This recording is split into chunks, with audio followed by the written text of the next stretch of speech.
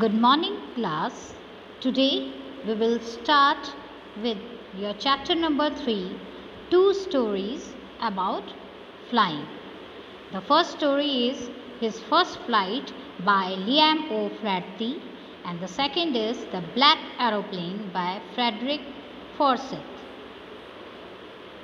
Today we will do the part 1 of the first story, His First Flight.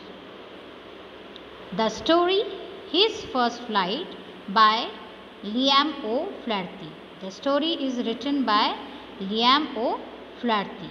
It is about a young seagull who is afraid to fly.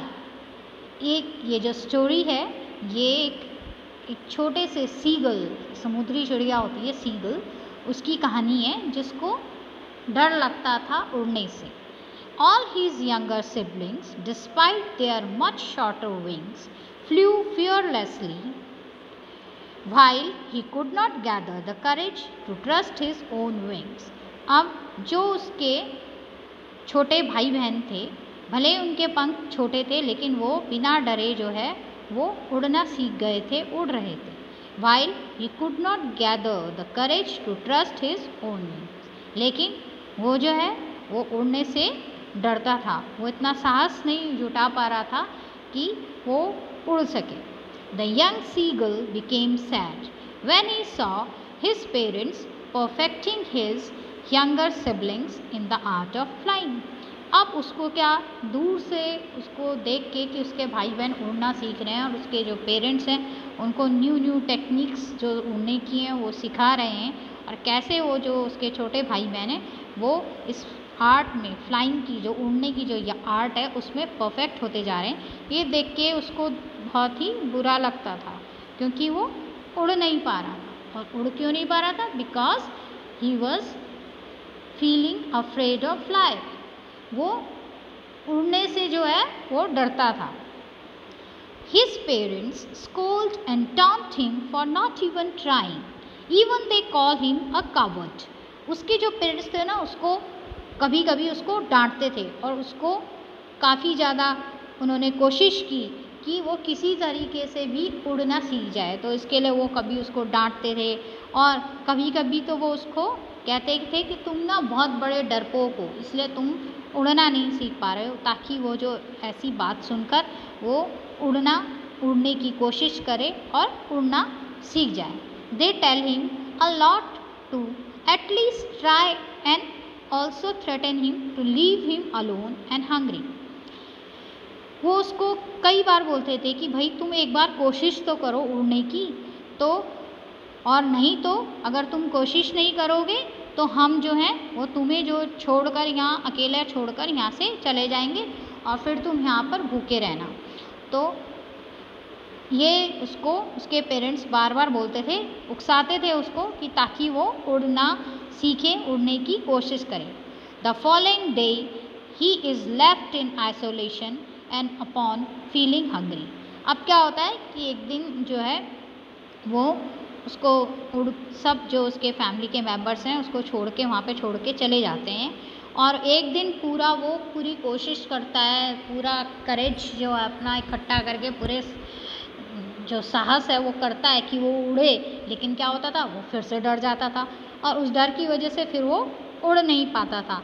तो वो क्या, ऐसा करते करते उसको पूरा एक दिन निकल जाता है और फिर भी वो उड़ना नहीं सीख पाता. और वो उसकी वजह से क्या होता है, पूरे दिन भर वो अकेला वहाँ पर बैठा होता है, तो वो उसे भूख भी लगती है क्योंकि उसने कुछ खाया नहीं था. अब खाता कहाँ से?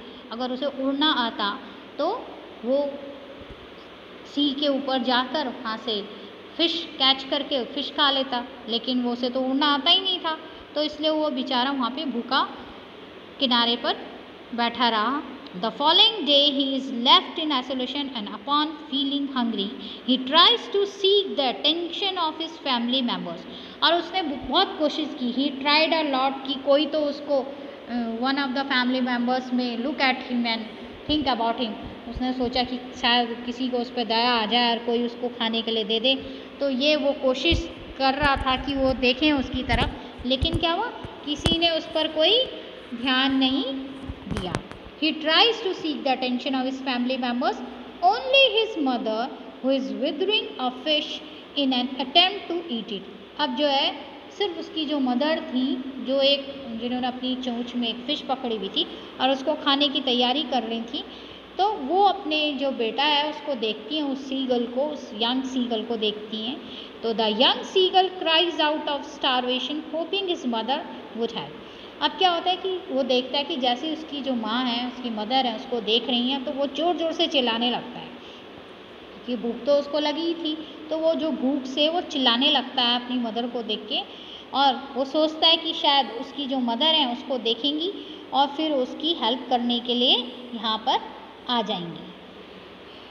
फिर क्या, on seeing his mother come to him with the fish he gets excited. अब जो उसकी जो मदर थी वो उस वक्त जो है वो फ़िश पकड़ी होती है उन्होंने अपने बीक में, and there was a fish in a beak. तो उसको वो देख के बहुत खुश होता है, gets excited that now I will get the food and mother will give me, एंड उनको मुझ पर दया आ जाएगी। और ये देख के जो है वो बहुत एक्साइटेड होता है कि मुझे अब उसे खाने को कुछ मिलेगा।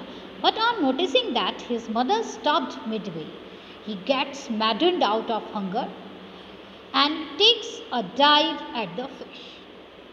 अब क्या होता है कि वो देखता है कि इसकी जो मदर हैं जो उसकी तरफ आ रही थी, फिर क्या होता है बीच रास्ते में वो रुक जाती।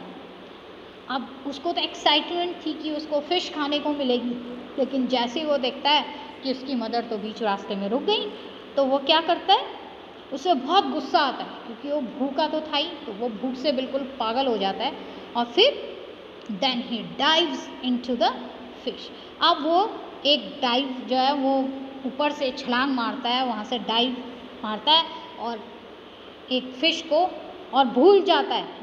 और ऊपर से जब वो छलांग समुद्र के ऊपर मारता है तो वो ये भूल जाता है कि उसको तो उड़ना, वो उड़ने से डरता है। तो क्या होता है, finally he took his first flight, और इस तरीके से वो जो है अपनी पहली उड़ान भरता है। क्योंकि इस वक्त जो था उस पर डर हावी नहीं था, उस पर क्या चीज़ हावी थी, उस पर भूख हावी थी, वो भूखा था। तो इसलिए वो उसे फ़िश दिखती है और फ़िश को पकड़ने के लिए जब वो ऊपर से समुद्र की तरफ आता है तो ये भूल जाता है वो कि वो तो उड़ने से डरता था, और इस तरह से जो है उसकी वो पहली उड़ान भरता है। और जैसे ही वो पहली उड़ान भरता है, all the family members celebrate his victory by cheering and dancing around him. अब क्या होता है कि सारे जो फैमिली मेम्बर्स थे क्यों गए थे उससे दूर, वो चाहते थे कि किसी भी तरीके से उसके जो पेरेंट्स थे उसके पास नहीं आए, उसको अकेला छोड़ दिया ताकि वो कोशिश करे, वो जो है वो उड़ने की कोशिश करे।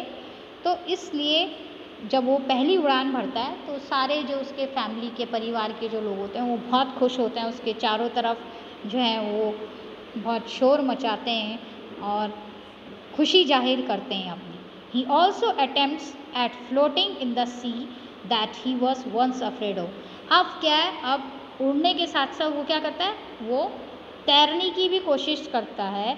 और समुद्र में वो जब जिससे कि वो इतना डरता था, वो ऊपर से बैठ के जब समुद्र को देखता था, नीचे सी को देखता था, तो वो बहुत डरता था उसको देख के कि ये पता नहीं कितना गहरा होगा और मैं तो कहीं इसमें डूब के मर ना जाऊं।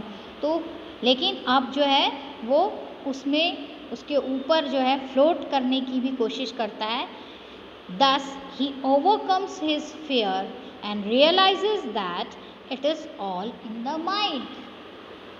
अब उसने जो अपने जो डर था ना उसको हरा दिया था, उस पर जीत हासिल कर ली थी, और वो महसूस करता है कि वो तो डर जो था वो और कुछ नहीं था, वो डर सिर्फ उसके दिमाग के अंदर था। ऐसा नहीं था कि वो उड़ नहीं सकता था या उसको उड़ने में कोई दिक्कत थी। उसको क्या था, सिर्फ उसको डर लगता था, और उस डर की वजह से जो वो उड़ नहीं पाया। तो उसको अब जाके महसूस हुआ कि ये डर और कुछ नहीं था जिसकी वजह से वो इतने टाइम तक उड़ नहीं पाया, ये सब उसके दिमाग के अंदर जो डर बैठ गया था सिर्फ वो था और कुछ नहीं था। तो ये जो स्टोरी है इससे मतलब हमको जो है अपना जो डर है उसको दूर करके और आगे बढ़ना चाहिए. We should not be coward, we should be brave. And here the story ends, and the next day we will do the second part of the story. Hope you all would have understood it, and thank you for today.